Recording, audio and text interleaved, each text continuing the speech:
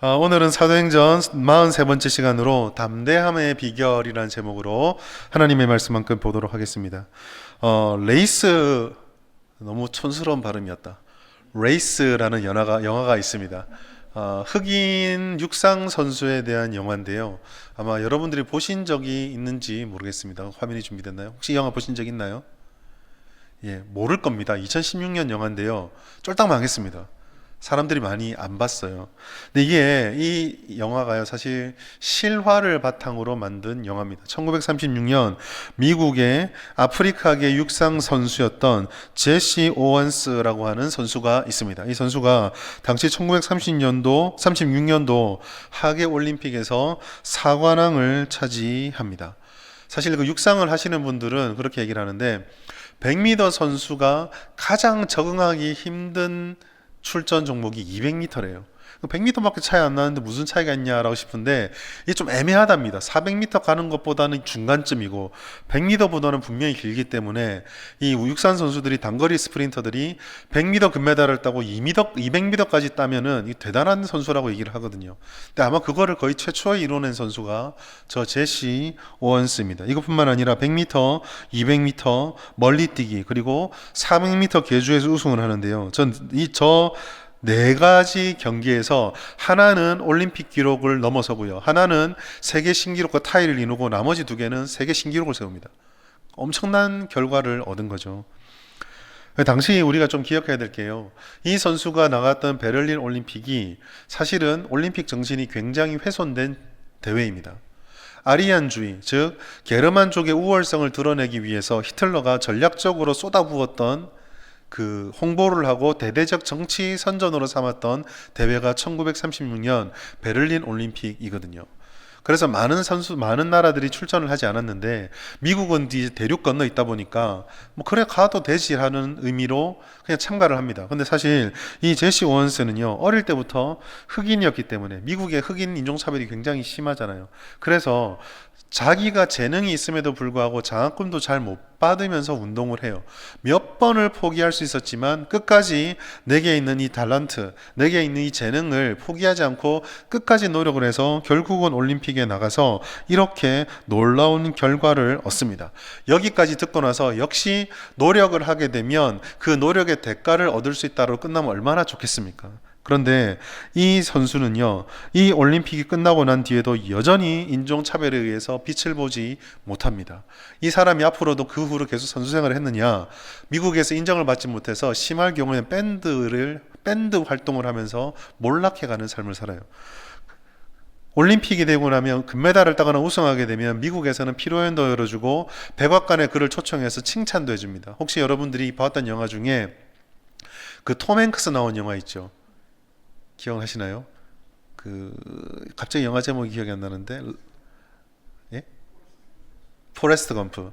거기 보시면은 금메달 땄을 때 케네디가 그들을 막 백악관 불러가지고 악수하고 초청해주는 장면이 있죠. 그게 전통과 같은 건데요. 이 제시 오웬스가 올림픽을 끝나고 와서도 어떤 취급을 받냐면 환영 축하연이 열린 장소인 호텔로 가려고 객실 엘리베이터를 타는데 흑인이라고 쫓겨납니다. 화물용 엘리베이터를 타고 다녀요.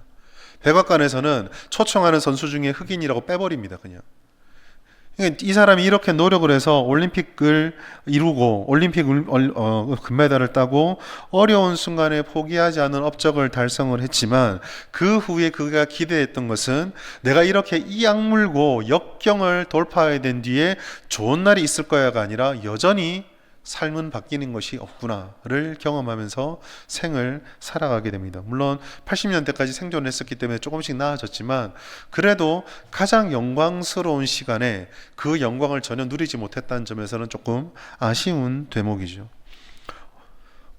오늘 본문의 말씀 속에서 우리가 지금 몇 주째 보고 있는 이 사도 바울이 예루살렘에서 처하고 있는 상황이 바로 이와 유사합니다. 바울은요, 평생을 자기가 원래 가려던 길과 전혀 상관없는 하나님의 부르심을 쫓아서 영광스럽고 화려하고 안락한 삶이 아니라 사람들 앞에 목숨의 위협을 받아야 되고 끊임없이 헌신해야 되고 그 열매조차도 사실은 우리야 사도 바울이 위대한 사도다라고 말하지만 그 당시 사람들에게는 아무 존경도 받지 못하는 그런 일들을 하면서 살게 됩니다. 그리고 그 삶의 끝자락에 우리가 보고 있는 게 지금 이 장면들이거든요. 잡혀가서 모욕당하고 재판받고 로마까지 끌려가게 되는 것. 그리고 사도행전이 다 기록이 사도 바울의 최후까지는 기록하고 있지 않지만 우리 전승이 기록해 주는 것처럼 결국 사도 바울의 인생은 이렇게 흐지부지 밑으로 내려가다가 세상적으로는 아무런 영광도 얻지 못한 채 그저 사형수로 삶이 끝나버리게 맙니다. 오늘 본문은요, 사실 그 전체를 보자면 일부에 불과해요. 그런데 이 불과한 일부 속에서도 사도 바울은 평생의 헌신이 하나님의 손에서 어떤 의미와 인정을 받을 수 있으면 얼마나 좋을까라는 기대를 아마 했을 수도 있습니다. 그런데 그 기대를 마치 응답해 주려는 듯이 오늘 밤에 그 밤에 하나님께서 찾아오셔요. 찾아오셔서 하나님의 말씀을 줍니다. 그런데 그 말씀 속에서 전혀 우리가 생각했던 것은 다르지만 우리에게 또 이 세상을 살아갈 때 정말 우리에게 필요한 것이 무엇인가, 그것이 무엇인지를 발견하게 돼요. 그것이 무엇일까? 첫째로 오늘 본문의 말씀을 통해서 우리가 깨달을 수 있는 첫 번째 마음속에 새겨야 되는 것은요, 내 기대와 내가 예측하고 바랐던 상황과 다른 상황이 벌어지는 것을 우리는 준비하고 있어야 된다, 예측하고 있어야 된다라는 것을 말씀을 통해 보여줍니다. 오늘 우리가 지금 11절 말씀밖에 읽지 않았지만 23장 그리고 앞에 있는 22장 후반부부터 23장 10장까지 이루어지는 모든 일련의 과정들은요, 사도 바울에겐 되게 악몽과 같은 시간입니다. 항상 저는 이제 이 글을 읽을 때, 특히나 성경을 읽을 때 상상력이 좀 중요하다고 생각을 하거든요. 여기서 말씀드린 상상력은 말씀에 없는, 얼토당토 없는 것을 상상하라는 것이 아니라 하나님의 말씀이 보여주고 이야기해 주는 것들을 좀 그려볼 필요가 있습니다. 예루살렘에 들어와서 내게 익숙한 신앙의 고백인 예루살렘에 와서 사람들과 대화 나누고 믿음의 교제를 나누었는데 전혀 생뚱맞은 일에 하루 만에 잡혀서 그 수많은 군중들의 엄청난 욕과, 그리고 로마 군인에게 체포당해서 뒤에는 로마 군인, 앞에는 성난 군중들 사이에서 끊임없는 대화를 했건만 전혀 효과를 보지 못한 채 23장 10절까지 말씀 속에서는 고문을 당할 만한 위기를 겨우겨우 극복하고 오늘 밤에 이렇게 옥살이를 하는 곳에서 쉬고 있습니다. 군중들의 험악한 번노와 그리고 로마의 악명 높은 고문을 겪을 뻔했다라는 것, 이것만 하더라도 굉장히 크고 어려운 일을 겪었죠. 신앙을 가질 때 기대하지 않았던 일들을 피하기를 바라는 것, 이거 사람들이 누구나 가진 마음이거든요. 그러니 이렇게 어느 정도 좀 정리가 되고 나면 뭔가 다른 반전이 있기를 우리는 기대할 수 있습니다. 조금 다르게 생각해 보면요, 그래도 폭도들이 뜻하는 대로, 유대인들이 원했던 대로 되지 않았죠. 유대인들은 바울을 죽이고 싶었지만 그렇게 못했습니다. 로마의 천부장은 바울을 고문해서 혹여나 그 바울의 입술을 통해 사실 내가 반란을 도모했다 라는 것만 자백받으면 한 번에 출세할 수 있거든요. 근데 그 시도도 무마가 되었습니다. 고문도 피했고 폭력도 피했으니까 어쩌면 나름 하루를 돌아보며 야, 그래도 오늘 하나님의 은혜로 내가 무사히 위기를 넘겼다 라고 생각할 수 있어요. 그러면 우리는 사람의 속성이 뭡니까? 어떤 은혜를 우리가 받고 나면 내 은혜가 이거로 족하오니 나는 다른 것도 기대하지 않습니다가 아니라 우리는 또 다른 은혜를 기대하죠. 또 다른 뭔가 반전과 새로운 상황들을 기다릴 것입니다. 그리고 그런 마음을 가지고 있는데 아니나 다를까 하나님께서 오늘 찾아오셨어요. 밤에 찾아오셔서 주셨던 말씀이 11절입니다. 베드로처럼 풀어주려고 하는 걸까요? 사도행전에서 우리는 벌써 사도가 잡혔을 때 하나님이 혹은 하나님의 사자가 찾아와서 그 일꾼을 건져내는 것을 벌써 한번 보았습니다. 사도행전 12장 7절 보시면 호련히 주의 사자가 나타나매 옥중에 광채가 빛나며 또 베드로의 옆구리를 쳐 깨워 이르되 급히 일어나라 하니, 하나님께서 베드로를 깨워서 도저히 빠져나올 수 없는 그 옥에서 베드로를 구출해 주셨거든요. 사도들과 교제를 나누고 또 초대교회에 이와 같은 일들이 분명히 회자가 되고 이야기가 많이 되고 있었을 거니까 아마 바울도 이걸 알고 있었을 거예요. 야, 몇십 년 전에 베드로가 이런 일을 겪었다더니 오늘 나에게도 이런 일이 일어나려고 하는가 라고 생각할 수 있었을 것입니다. 그런데요, 오늘 밤에 찾아오셔서 하나님께서 하셨던 말은 기대와 다릅니다. 뭐라고 말씀하죠? 담대하라라고 말씀합니다. 좋은 말 아닙니까? 라고 생각할 수 있는데요. 저는 그렇게 생각하지 않습니다. 이 시점에 갇혀 있는 바울이, 잡혀 있어서 위기에 처했던 바울이 사람이라면 누구나 기대했던 은혜는요, 사실은 풀어줄 게입니다. 풀려나는 거예요. 그런데 사도 바울에게 오셨던 하나님의 말씀은 담대하라입니다. 여러분, 담대하라는 말을 들으면 어떤 의미가 드세요? 왜 담대해야 합니까? 뒤에 뭐가 기다리고 있다? 담대함으로 견뎌내야 할 일들이 기다리고 있다는 뜻이거든요. 그러니까 지금 오늘 하루 겪었던 고난이 끝이 아니라 이제 시작이라는 겁니다. 뒤에 계속 뭐가 남아있다는 거예요. 자유가 네게 기다리고 있는 것이 아니라 겪어야 될 어려움과 위기가 있다는 거예요. 여러분, 우리는 여기에 주목할 필요가 있습니다. 칼빈이요, 이 말씀을 주의하면서 이게 바로 사탄의 방식이다라고 이야기를 합니다. 칼빈의 사도행전 주석에 보면요, 이 구절을 이렇게 주의를 해놓았어요. 여러분들하고 공유하고 싶어서 적었는데 보십시오. 사탄은요, 새로운 두려움을 조성해서 그들의 마음속에 새겨져 있는, 각인되어 있는 하나님의 약속들을 마치 구름이 태양을 가리는 것처럼, 저 뒤에가 되게 참 충격적이었어요. 사라지게 만드는 게 아니라, 잊어버리게 만드는 것이 아니라 희미하고 모호한 것으로 만들어 버린다고 합니다. 아예 모르는 거면요, 힘들지 않아요. 뭐가 제일 힘듭니까? 뭔가가 있는 것 같은데, 뭔가 있었던 것 같은데 그게 뭔지 모를 때, 무언가 희미해졌을 때 사람이 미치는 거거든요. 아예 모르는 것은 아무런 기대를 우리에게 가지게 하지 않습니다. 사람은요, 기대가 다르면 실망합니다. 분노하게 되고요, 믿음이 흔들리게 됩니다. 칼빈이 지적한 게 그거예요. 아예 몰랐으면은요, 그냥 이게 내 팔자련이 하고 살아갈 수 있습니다. 그런데 하나님의 은혜를 알고 있으니까 이게 희미해지면서 사람이 무너져 내리게 되는 거거든요. 여러분이 희미해진 단계가 지나면 그 다음 성도들의 찾아오는 단계가 뭘까요? 굳어지면서 멀어집니다. 형태는 남아있는데 가깝지 않기 때문에 형태만 계속 반복되어지고, 그 사이에서 느껴지는 뜨거움이라든지 감격이라든지 기대라든지 의지라든지 믿음이라든지 이런 것들이 희미하게 사라져버려요. 제일 무서운 거죠. 모릅니까? 알아요. 누립니까? 못 누려요. 이런 상태가 되어버리는 것입니다. 여러분, 여기서 우리는요, 진짜 문제가 무엇인가를 생각하게 돼요. 발생되고 있는 일어나는 일들, 그런 문제들이 문제일까요? 아닙니다. 여기서 말씀해주고 있는 것은요, 하나님의 약속의 말씀들, 주님께서 살아계시다라는 것들이 희미해져 버리는 것이 훨씬 큰 문제라는 거예요. 사도 바울은 아마 이때 이와 같은 믿음의 비밀을 깨달았던 것 같습니다. 똑같은 갇혀있는 지금 이 시점으로부터 시작해서 바울이 처음 로마에 갇히는 그 상간에 기록되었던 옥중서신, 그 중에 기쁨의 서신이라고 보이는, 기쁨의 서신이라고 말하는 그 빌립보서와, 기뻐하란 말도 그렇고요. 그리고 로마에서 기록되어 있고 로마의 교회들에게 편지를 쓰는 이 후기 바울의 서신에 보면은요, 이러한 말씀이 있어요. 영광을 받기 위하여 고난도 함께 받아야 될 것이다. 나는 영광을 기대하고 있는데 내가 기대한 것과 다른 것들이 항상 하나님의 백성들 삶에는 붙어서 따라온다는 것을 사도 바울이 알고 있었던 거예요. 여러분, 우리의 기대는요, 완전하지 않습니다.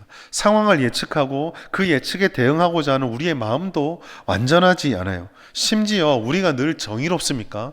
그렇지도 않죠. 우리가 늘 옳은 판단을 합니까? 그렇지도 않아요. 그러니 우리의 기대와 예상들, 예측들이 있다라고 했을 때 그걸 우리가 신뢰하고 믿는다라는 것은 사실 그렇게 크게 지혜로운 일은 아닐 수도 있습니다. 인생은, 믿음을 따라 살아가는 우리의 길은 하나님의 약속은 분명하지만 우리가 깨달은 대로, 우리가 느낀 대로, 우리가 기대했던 대로 그게 완전하지 않기 때문에 그대로 진행되는 경우도 있을 수도 있지만 사실 그대로 진행되지 않는 경우도 굉장히 많이 있습니다. 그러니 우리는 오늘 이 사도 바울이 겪었던 이 담대하라는 말씀을 바라보며 우리 스스로를 준비해야 돼요. 주님의 은혜를 갈망하고 하나님의 돌보아 주심을 갈망하는 우리들이 그 갈망의 믿음을 이용해서, 제가 사탄이 믿음을 이용한다 했습니다. 믿음을 이용해서 하나님을 향한 기대감의 방향을 살짝 비틀어버려 하나님을 향해서 의심하게 만들고 당황하게 만들고 희미하게 만들려는 모든 시도도 우리는 예측하고 있어야 돼요. 내가 기도한 것, 하나님, 내 인생은 왜 내가 기도한 대로 이루어지지 않습니까? 하나님께서 내게 은혜를 주신다 말씀하셨고, 부흥회를 통해서, 말씀을 통해서, 설교를 들으면서, 말씀을 읽으면서 이 은혜를 받았는데 왜 나의 오늘은 또 이 은혜와 다른 삶이 벌어지는 것입니까? 거기에 대한 하나님의 답변입니다. 예측해라. 그렇게 될 수도 있고 그런 일들이 일어난다라는 것이죠. 그러면 우리는 그러한 일들이 일어날 때 어떠한 믿음의 자세를 가져야 되고 무엇이 우리에게 필요하겠습니까? 바로 그것이 오늘 말씀하고 있는 담대함이에요. 그런데 이 담대함이 어디로부터 오는가? 담대함은 무엇이 있어야 가질 수 있는 것인가? 그것을 저는 담대함의 비결은 약속과 소명을 붙잡을 때 생긴다라고 오늘 말씀을 통해서 발견하게 됩니다. 우리 11절 말씀 다시 한번 같이 읽어볼까요? 사도행전 23장 11절입니다. 시작. 그날 밤에 주께서 바울 곁에 서서 이르시되 로마에서도 증언하여라 하시니라. 아멘. 여러분, 이 말씀은요, 사도 바울이 로마까지 가게 돼서 로마에서 복음을 전해서 하나님의 뜻을 이룰 것이다라는 굉장히 승리의 메시지로 볼 수도 있습니다. 그런데 인간적으로 조금 비틀어 생각하면 어떻게 생각할 수 있을까요? 가깝지 않은 로마잖아요. 굉장히 먼 지역이잖아요. 그러면 뭐라고 우리가 이해할 수 있죠? 지금 이 상태가 언제까지 이어진다고요? 로마 갈 때까지 그대로 갈 거다라는 것을 말씀해주고 있는 거예요. 예루살렘의 고난과 불안이요 여전히 로마까지 이어진다라는 겁니다. 사도 바울의 인생이 인간적으로 보았을 때 내리막길이 시작이 된 것 같아요. 잡혔잖아요. 그런데 이 내리막길이 여기서 끝나는 게 아니라 로마에 갈 때까지 아직도 계속 내려갈 길이 한참 남았다라고 말씀하고 있는 것입니다. 그런데 이 절망할 수밖에 없는 밤에 바울은요, 이 11절 말씀 속에서 하나님의 소명을 확연하게 깨닫게 됩니다. 여러분, 사도행전에서 사도 바울은요, 로마에 가게 될 것이라는 것을 여기서 처음 들었던 게 아니에요. 처음 깨닫고 생각했던 것이 아닙니다. 그는 이미 사도행전 19장에 자신의 발걸음이, 자신의 사명이, 자신의 인생이 로마로 향하는 것 같다는 것을 어렴풋이라도 깨닫고 있었어요. 19장 21절 내가 로마도 보아야 하리라. 어쩌면 사도행전 19장 21절은요 사도 바울이 가졌던 우연하거나 혹은 내 마음에 찾아온 바람일 수 있어요. 당시에 세상의 끝이라고 하는 서바나로 가기 위해서는 로마의 길을 통해서 가는 게 만대륙으로 길이 뻗어 있는 로마의 길을 가는 게 분명 편했을 수도 있습니다. 그리고 로마에 있는 그 당시에 가장 큰 나라의 도시의 중심지를 거쳐가는 것이 전략적으로 복음 전파에도 유리했다고 판단해서 그렇게 생각할 수도 있어요. 그러나 우리 하나님께서는요 우리가 가지고 있는 모든 것들을 다 사용하셔서 합력하여 선을 이루는 분이시거든요. 내가 그런 생각을 전략적으로 하였던 혹 그 많은 도시 중에 로마를 생각했던 다른 이유가 있었는지 뭔지 모르겠지만 아무튼 로마를 생각했는데 오늘 23장 11절에 갇혀서 아무것도 못하고 내 인생이 이제 계속 내리막길밖에 없다라고 생각했던 그 순간에 하나님께서 찾아오셔서 그 예전에 예루살렘으로 발걸음을 향할 때 처음 떠올렸던 그 로마를 하나님의 입술로 다시 확인시켜 주시는 거예요. 제가 만약에 바울이라면 이날 밤에 이 음성을 들으면서 내 삶의 종착점이 어디로 향하게 가고 있고 내 사명이 어디까지 이어지는 것을 분명히 깨달았을 거라고 생각합니다. 우리는 소명이란 얘기를 많이 해요. 여러분, 소명이 뭘까요? 소명은요 영어로 말하면 컬링이거든요. 부르심이에요. 여러분, 부르심이라는 것 자체가 뜻하는 게 뭡니까? 중심이, 주도권이 내게 있는 것이 아니라는 거죠. 그 소명이 내 꿈을 이룬다거나 어떤 욕망이 이렇게 비춰져서 욕망이 반영되어서 그게 달성되고 이루는 것은 소명이 아닙니다. 소명은요 하나님께서 우리에게 주시는 거예요. 소명은 하나님께서 그 택하신 사람을 부르실 때 주어지는 겁니다. 그리고 하나님께서 그 택하신 자가 택하신 사람에게 주시는 것이기 때문에 그 속에는 하나님께서 그 사람 혹은 그 교회 혹은 그 단체를 통해서 이루고자 하시는 하나님의 계획이 반영되어 있는 것이 소명이에요. 그러면 여러분 우리는 여기서 이렇게 결론을 내릴 수 있습니다. 여러분 소명은요 우리가 이루어질 것인가를 고민할 필요가 있나요 없나요? 없는 거죠. 왜 그렇습니까? 하나님이 뜻하신 거거든요. 하나는 다른 게 있어요. 그 소명에 내가 믿음으로 반응하지 않으면 그 소명에 뜻해져 있는 계획은 성취되어지는데 나는 그 길에서 떨어져 나오는 거죠. 하나님께서는요 그 부르심과 계획에는 실패가 없다 말씀하셨고, 하나님께서는 일을 행하시고 성취하는 분이시다. 나는 일만 번드르하게 저질러 놓고 될 대로 되라고 하는 분이 아니라 나는 일을 계획하고 일을 행하고 만들어 성취하는 분이라는 말씀을 분명히 해주셨어요. 로마서 12장 29절 하나님의 은사와 부르심, 소명이잖아요. 부르심이잖아요. 후회하심이 있습니까 없습니까? 없다고 말씀합니다. 어떤 상황이 된다 할지라도 하나님은 이 부르심을 바꾸지 않으세요. 예레미야 33장 2절 말씀 같이 읽겠습니다. 시작. 일을 행하시는 여호와, 그것을 만들며 성취하시는 여호와, 그의 이름을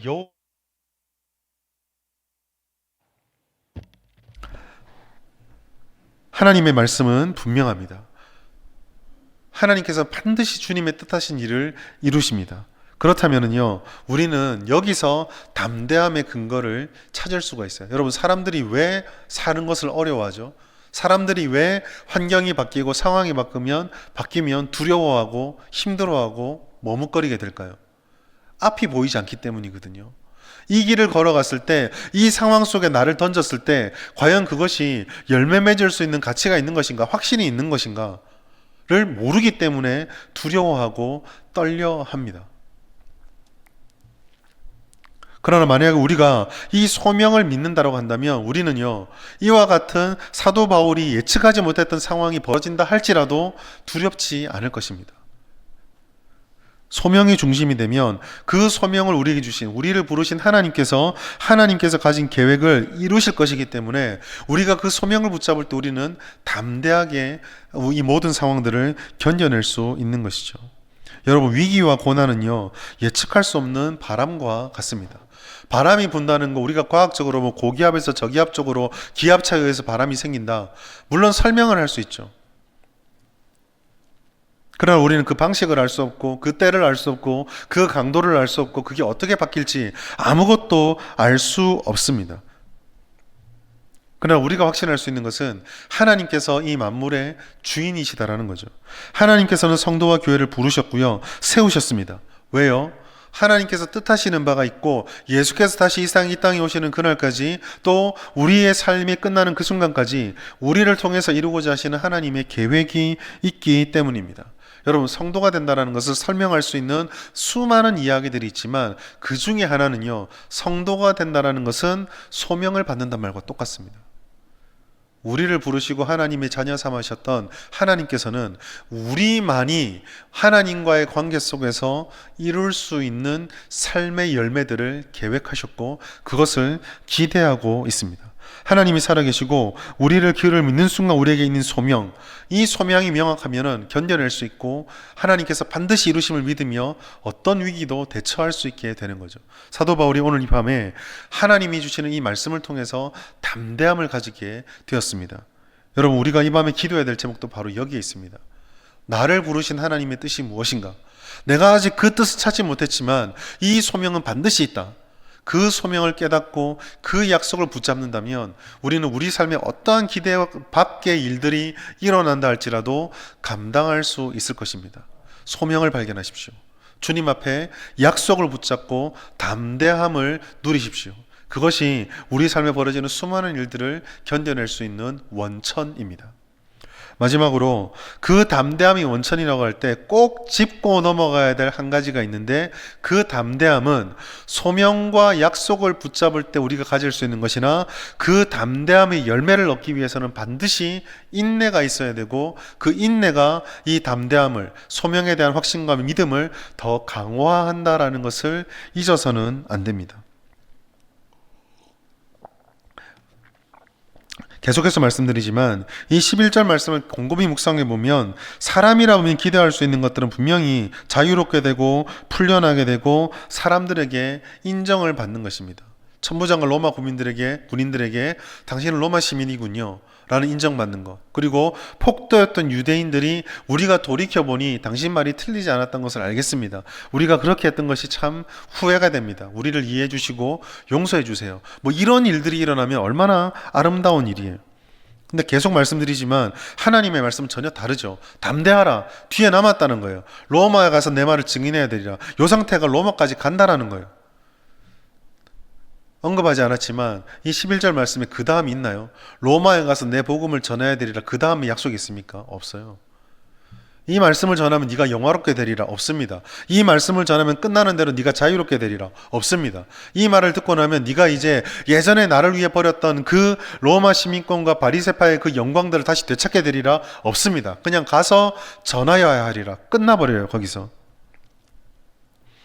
세상을 향해서 달려 홀홀 나가는 것이 아니라 그냥 잡혀서 로마로 가라. 그 뒤에 뭐가 있는지 말해주지 않는다.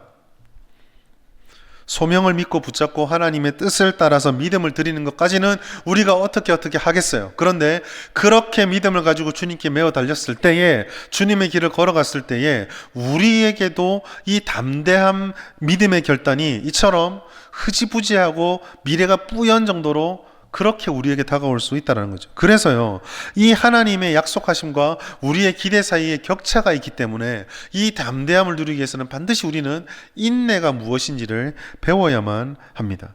인내의 대가를 치러야 된다는 거죠. 쉽지 않은 일입니다. 왜냐하면 인내의 대가를 치르기 위해서는 반드시 필요한 것이 있는데 나 자신을 부인하고 버릴 수 있어야 되기 때문입니다. 왜 우리에게 인내가 필요하냐면요, 하나님의 때와 방식과 우리가 기대했던 때와 방식이 다르기 때문입니다. 같으면은요 얼마든지 우리는 받아들일 수 있죠. 뭐가 어렵겠습니까? 기독교 영성에서, 기독교 경건에서 가장 중요한 기초, 모든 신앙에, 저는 예전에는 뭐 사랑, 비전 이런 거 저도 굉장히 좋아했거든요. 그런데 세월이 흘러가고 사역을 하면 할수록, 신앙생활을 하면 할수록 기독교 영성의 가장 뿌리에는 이 인내가 있다는 걸 너무 많이 배우게 돼요. 마태복음 16장 24절 같이 한번 읽어볼까요? 시작. 이에 예수께서 제자들에게 이르시되 누구든지 나를 따라오려거든 자기를 부인하고. 아멘. 여러분 여기 보십시오. 자기를 부인하는 것, 자기 십자가를 지고 나를 따르는 것. 부인이란 말도 사람들이 싫어하는 말이죠. 십자가가 뭐 좋아하는 겁니까? 아직 예수님 십자가 지기 전이잖아요. 그러면 이 당시 문화 속에서, 지금에야 우리는 십자가가 하나님의 희생과 사랑의 상징이지만은요, 예수님께서 이 말씀하실 당시의 십자가는요, 가장 흉악한 죄인이 가장 처참하게 죽는 사형도구에 불과해요. 그러니까 우리식으로 표현하면 이런 겁니다. 조금 우리가 이해하기 쉽게 표현하자면, 나의 제자라고 부름받으려면 너 대접받고 인정받기 포기하고 너 세상에서 사형수 취급받아야 돼. 그 얘기를 지금 하시는 거거든요. 여러분도 전도 받으셨고, 모태신앙도 계시지만 전도를 받으신 분도 계실 거예요.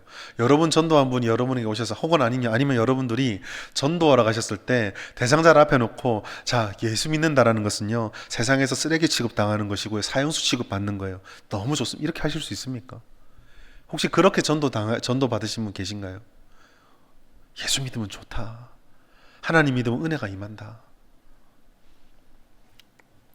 기대와 계획의 격차가 생길 때 인내라는 것은 결국 우리의 생각에 대한 확신과 하나님이 약속하신 것에 대한 차이에서 의문이 생길 때 자꾸 내 것을 붙잡고 싶어하는 욕망을 꺾어버리고, 자기 부인이죠, 하나님께서 내게 주신, 난 지금 짊어지기 싫어서 마치 사형수가 매는 십자가와 같은 그거를 짊어지라 하니까 일단 내가 짊어지겠다라고 등에 엎어지고 꾸역꾸역 걸어가는 것이 바로 인내입니다. 자기 부인이 있어야 되고 자기 희생이 있어야 된다는 거죠.